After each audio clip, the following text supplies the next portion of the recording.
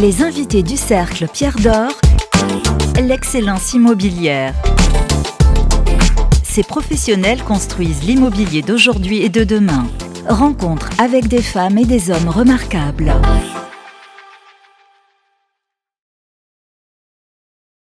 Bonjour et bienvenue, vous êtes sur imoweek.fr pour un nouvel épisode du Cercle des Pierres d'Or qui a le grand plaisir de recevoir aujourd'hui Alice Barrois. Bonjour Alice. Bonjour. Merci de nous faire le plaisir de participer à cette émission depuis le CIPCA.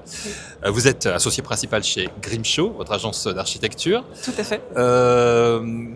Quelles sont les priorités chez Grimshaw actuellement, en France comme à l'international d'ailleurs, en cette rentrée 2025 ? Quelles sont vos priorités ? La priorité, elle est la continuité de ce qu'on a développé les dernières années, une vision environnementale qui a toujours été au sein de l'agence, très présente.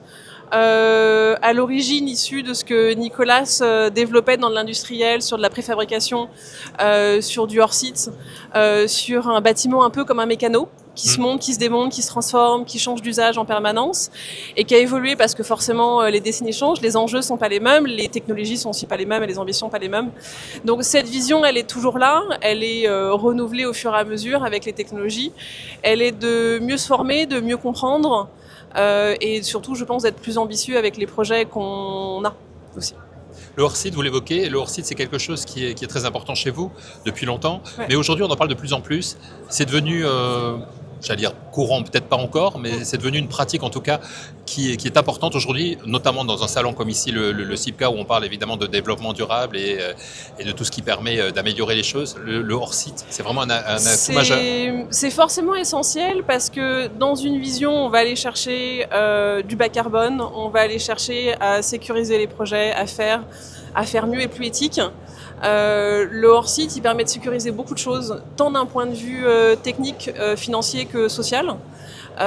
Social dans le sens aussi pour les personnes qui travaillent, pour les ouvriers sur le site, sur les projets qu'on réalise derrière. Donc il y a un vrai besoin de développer ces techniques-là qui sont pas nouvelles en réalité, c'est des choses qui existent depuis très longtemps. Mais qu'il faut adapter peut-être avec nos technologies, qu'il faut mieux diversifier, mieux comprendre, et surtout il faut adapter le milieu industriel qui va avec, il faut développer les filiales. Il y a un vrai investissement amont de développer les chaînes qui vont avec d'usines sur place pour pouvoir permettre justement de faire plus de fabrication et de se permettre de faire plus de choses. Et après, c'est un vrai travail, on va dire intellectuel sur chacun et philosophique, de percevoir la fabrication pas comme quelque chose de peu économique ou peu qualitatif. C'est pas quelque chose pour faire que de la rentabilité en réalité, c'est vraiment quelque chose pour aller chercher une qualité, pour aller chercher de la modularité sur les projets, une vraie évolution dans le futur. Justement, cette évolution, cette période de transition à laquelle on est en train de vivre actuellement, c'est un défi particulièrement intéressant, j'imagine, pour une jeune architecte comme vous, et pour votre équipe aussi, de devoir comme ça, tous les jours, presque se remettre en question. C'est vraiment effectivement un point qui est essentiel, c'est ce qui fait que personnellement j'aime beaucoup mon métier. Ça se voit, ça s'entend. On se repose pas sur ce qu'on connaît, il faut forcément faire mieux, il y a un enjeu qui est de taille qui est énorme.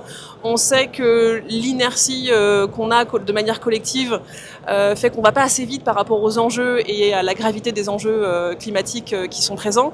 Et donc forcément, tout à chacun, on a notre petite responsabilité dans tous les projets, dans la manière dont on travaille aussi au quotidien. Donc c'est vraiment une vision générale et on a chacun tout à faire et notre responsabilité. Et ça, c'est le paradoxe, hein, le temps long et l'urgence climatique qui est là en même temps. Ouais, la question du temps, elle est difficile à gérer. Elle peut être difficile à gérer pour chacun d'un point de vue idéologique.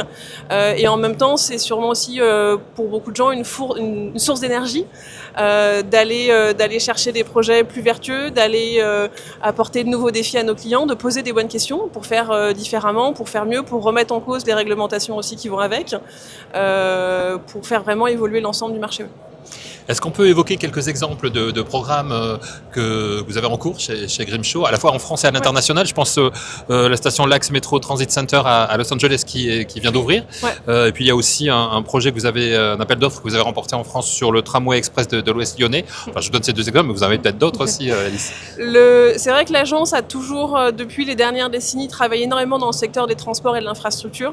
C'est un secteur qui est passionnant parce que on va mettre en place, on va investir d'investir dans des systèmes qui vont permettre à chacun d'avoir des modes de vie décarbonés, d'aller chercher des modes de transport plus vertueux sur du métro, sur du bus, sur du tramway, sur d'espaces publics plus qualitatifs, avec de la biodiversité, sur d'autres choses. Donc la question de l'infrastructure, elle est très forte au sein de l'agence parce qu'elle permet d'investir dans le futur et dans des modes d'usage, et c'est vraiment un point qui est essentiel. Si on veut changer vers un monde décarboné, il faut que nos modes de vie et le monde qui nous entoure soient faits avec. Donc cette vision de changer l'infrastructure, elle est essentielle, c'est ce qui nous anime beaucoup. C'est pour ça que l'agence aussi investit énormément dans ces projets d'infrastructure. Donc vous en avez cité 2. Effectivement, le projet à Lyon est en cours, a démarré en début d'année. On est aujourd'hui en phase étude.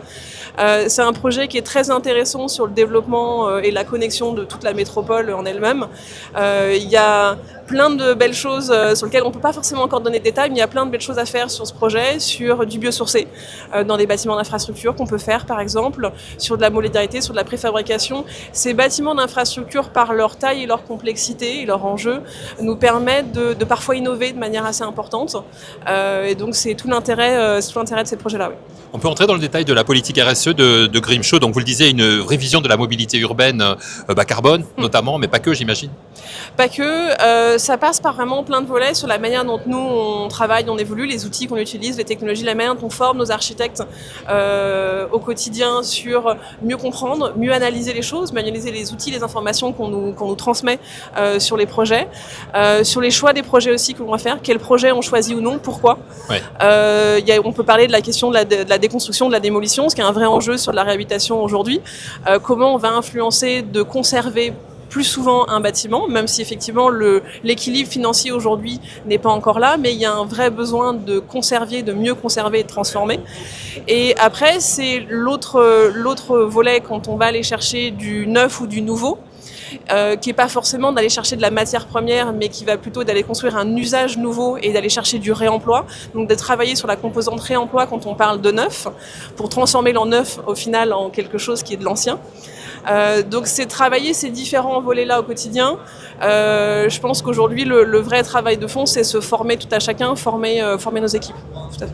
Qu'est-ce qui distingue aujourd'hui Grimshaw des autres acteurs du marché, outre la passion avec laquelle vous nous parlez de votre métier, Alice? C'est une agence qui a évolué par plein de secteurs différents. C'est pas forcément quelque chose qu'on connaît de l'agence, mais on travaille vraiment dans tous les secteurs. Donc il y a une diversité de connaissances et de savoir à l'international.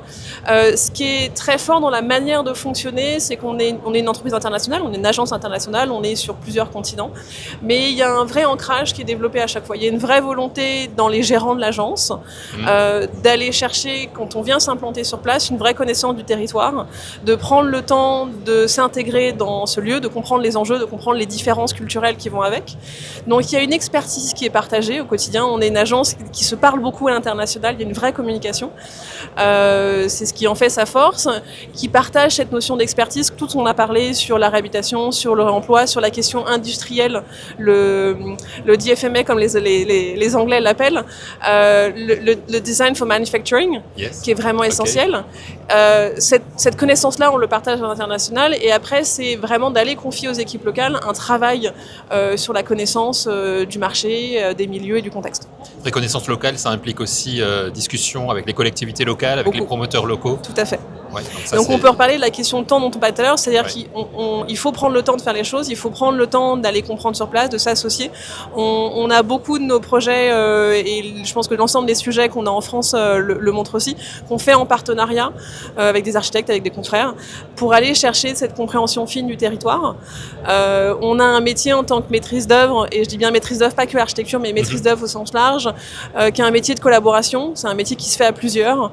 Ce sont des choses dont on doit travailler ensemble, donc cette notion de collectif, elle est essentielle. Qu'est-ce qui fonctionne bien aujourd'hui sur le marché de l'architecture et de l'urbanisme, et quels sont les freins que l'on peut rencontrer encore? C'est pas une question qui est évidente à répondre. Ce qui fonctionne bien, il y a toujours des effets un peu de mode, dont je suis pas forcément très fan personnellement. Je pense qu'il y il y a aujourd'hui une vraie remise en question qui est très chouette à observer, avec des projets qui émergent, des visions qui émergent et des questions. Il y en a une que j'aime beaucoup me poser actuellement, qui est la question de pourquoi on construit et est-ce qu'il faut continuer à construire, ce qui est un vrai paradoxe quand on est architecte, puisque on nous a appris depuis le début de nos études à construire et comment on construit. Et l'enjeu carbone et climatique, on arrive à se poser la question au final, est-ce qu'il ne faudrait pas arrêter de construire? Donc c'est vraiment très paradoxal. Je pense que c'est une question qu'il faut se poser très ouvertement et ne pas avoir peur d'y aller. Oui. Parce que Mais arrêter de construire, est-ce que ça met pas en danger le métier? Non, ça va le transformer. Je pense qu'il faut le voir plutôt avec un paradoxe d'évolution. Je suis assez convaincue dans la question du réemploi et de la réhabilitation. On va trouver beaucoup de nos réponses. Le vrai enjeu, c'est éviter d'aller chercher des ressources nouvelles. C'est vraiment ça aujourd'hui. De faire avec ce que la planète nous donne en quantité limitée. Et donc, il y a un vrai changement philosophique sur comment on voit nos ressources, le milieu qui nous entoure, la notion de confort aussi qui va avec. Ouais. Qu'est-ce que ça veut dire pour un humain d'être confortable quand il va faire 50 degrés? Qu'est-ce qu'on a besoin pour être confortable dans ces conditions? Donc il va falloir faire évoluer assez fortement les usages et donc se poser ces questions, c'est vraiment essentiel. C'est un métier qui va changer, mais l'architecture a un métier qui a changé. L'architecte, il y a 3 siècles, existait déjà, il n'avait pas du tout la même pratique, donc faut faire évoluer les choses. Et à partir de ça, comment vous imaginez Grimshaw dans les 10-15 années qui viennent?